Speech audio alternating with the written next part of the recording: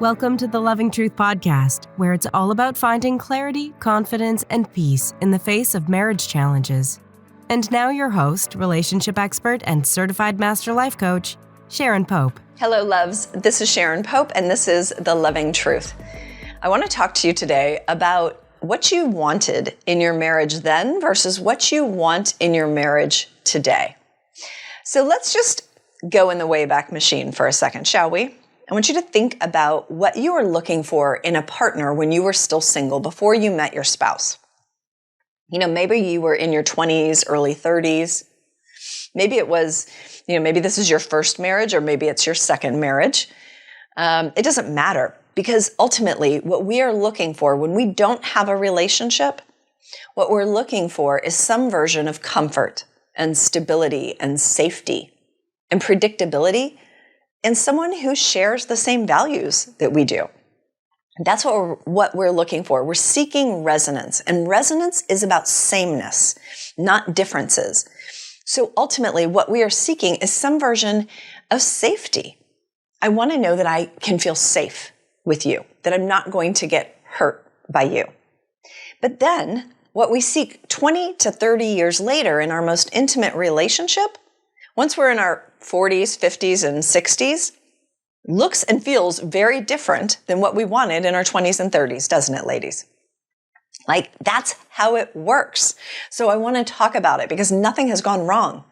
And we've got to get better at anticipating that, of course, what we want in our marriage is going to look and feel very, very different in our 20s and 30s than it does in our 40s and 50s and beyond, okay?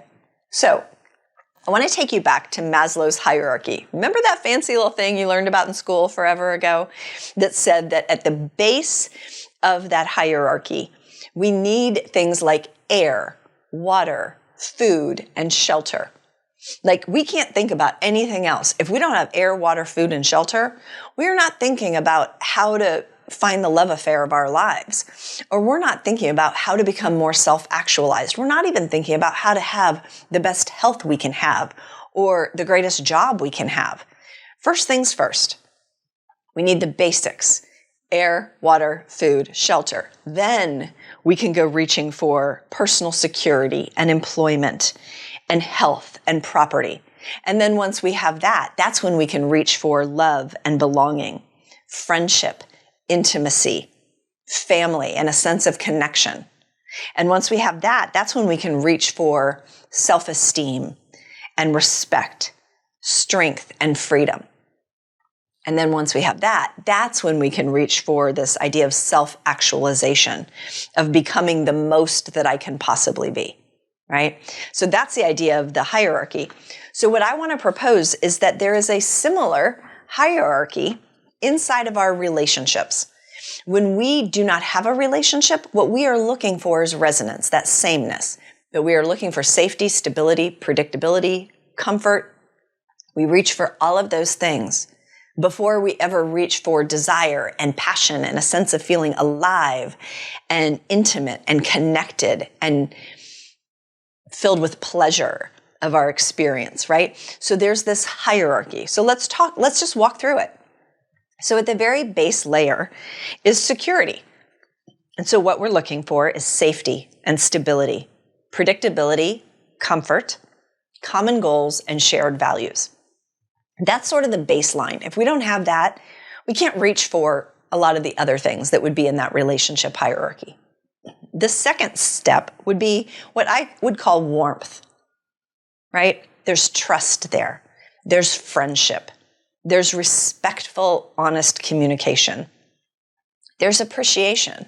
And there's a sense of we matter. As a couple, we prioritize ourselves because we know that this relationship matters. The third step, once you have those things, then you can reach for enjoyment.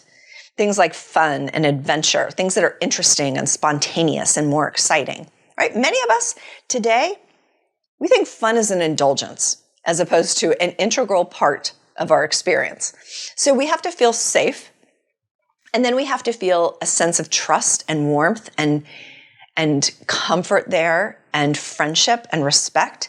And then we can reach for enjoyment and things that are fun and exciting and interesting. From that place, that's when we can reach a sense of real intimacy. And what I mean by that is connection, affection, vulnerability, having open, honest communication, even when the conversations are very, very difficult. We're willing to sit through the difficult conversations and be with the difficulty in those conversations so that we might remain or become closer.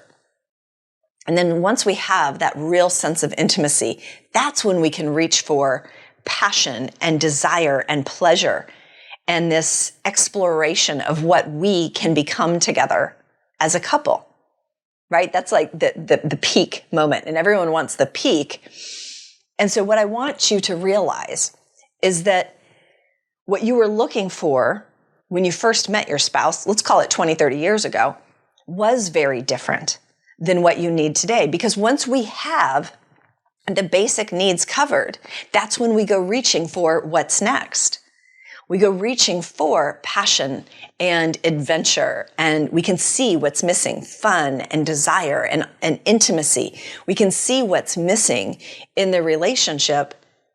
And what I want you to be able to realize is that once we have something, call it safety and comfort and predictability, we don't value it as much, do we? We don't appreciate often the things that we have. We don't focus on the appreciation of what we do have. We focus on what is missing. And then we question the entire relationship because what it is that we're reaching for next is missing. And we think, well, if it's not inherently there, then I can never have it with this person. And that is not true, because we are always, as human beings, always reaching for more and reaching for next. And your partner probably is too. Whether they're actively doing it or they're aware of it or not, that might be two different things. But I would just offer that once we have something, like call it predictability is not sexy. It's just the basis that without that, it's really hard to have a stable relationship, right? So the bottom of that hierarchy is much broader because it needs to be more stable in order to build more things on top of it. What I want you to know is nothing has gone wrong here, right? What you wanted in your 20s and 30s, of course it's going to look different than in your 40s and 50s. And what you wanted early in your relationship is not going to look the same as what you want after you've been married 20 or 30 years. And this is normal. I think we should expect it. I think we should even nurture it and go looking for it, as opposed to waiting for issues to arise and then assuming that the relationship is inherently broken and flawed because I can't have the connection that I crave. I will tell you, I have never once met someone in their 20s who says to me, you know what I really want in a relationship? Passion and connection. Lasting connection. That's really what I want.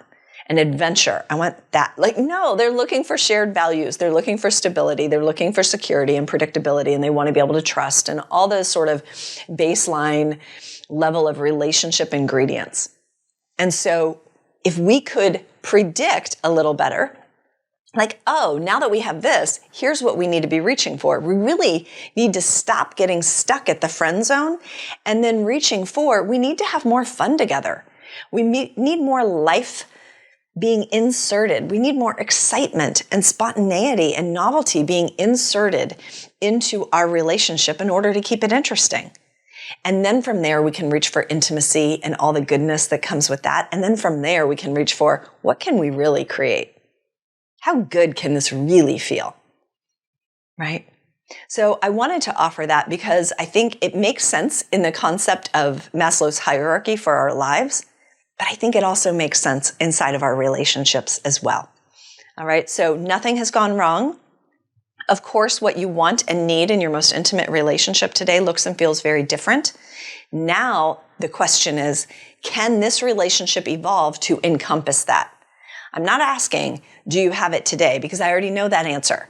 I'm asking, can we evolve the relationship to a place where it does encompass what it is that you really want? Because I believe you get to want whatever you want. You get to want it, but you also have a hand in creating it. So instead of trying to find the guy who's going to give you that thing, like oftentimes you've probably heard the saying, like when there's an affair partner, like maybe he hits the passion button like nobody's business, but he can't hold down a job to save his life, right? So he's got this, the passion piece covered, maybe even the intimacy piece covered, but he doesn't have the stability upon which to build a healthy relationship, right? So we just have to reach for what's the next rung on this ladder or in this hierarchy so that we can continue to reach for what's next and cultivate what it is that you really want to feel and experience in your most intimate relationship after you've been in it for, I don't know, a few decades. All right? You're doing great. Nothing's gone wrong. But let's answer the question, can the relationship evolve so that it encompasses all the beautiful things that you really do want? Until next time, take good care. If you're listening to this podcast because you're struggling to decide whether to stay or go in your marriage, and you're serious about finding that answer, it's time to book a Truth and Clarity session with a member of my team. On the call, we'll discuss where you are in your marriage and explore if there's a fit for you and I to work together so you can make and execute the right decision for you and your marriage. Go to clarityformymarriage.com to fill out an application now. That's clarityformymarriage.com.